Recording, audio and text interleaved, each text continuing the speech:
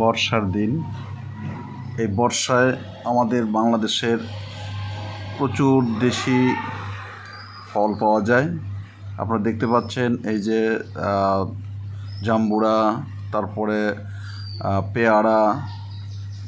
পেয়ারা খাবেন, প্রচুর ভিটামিন সি, জাম্বুরাতে ভিটামিন সি। তারপরে এই যে আমড়া দেখতে পাচ্ছেন, একদম দেশি আমড়া। এই যে ড্রাগন ফল, একদম ভিতরে লাল টকটকে।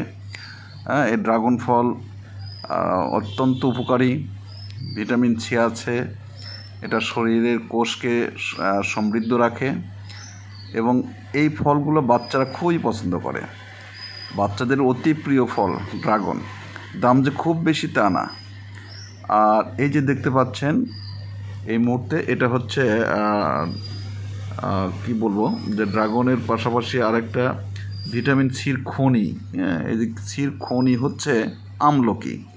এই আমলকি ভিটামিন সি এর অভাব পূরণ করে।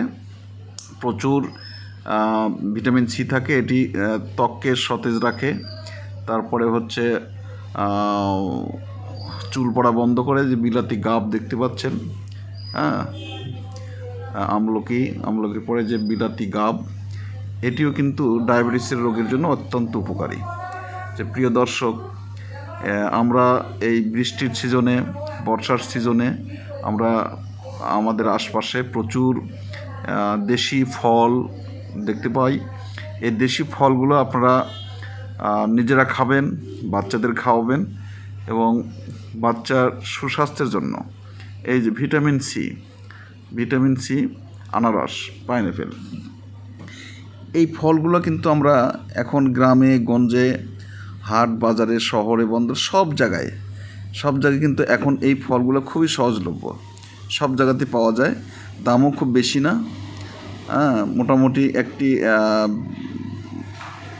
কি বলবো, যে খুব বেশিও না, আবার খুব যে কম তাও না। আপনার সামর্থ্য অনুযায়ী, সাধ্য অনুযায়ী আপনার এই ফলগুলো অবশ্যই নেবেন, খাবেন।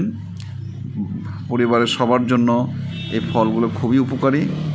যত ফল খাবেন তত নিজের স্বাস্থ্যকে, শরীরটাকে সুন্দর রাখার জন্য ফল অবশ্যম্ভাবী, ফল খেতেই হবে।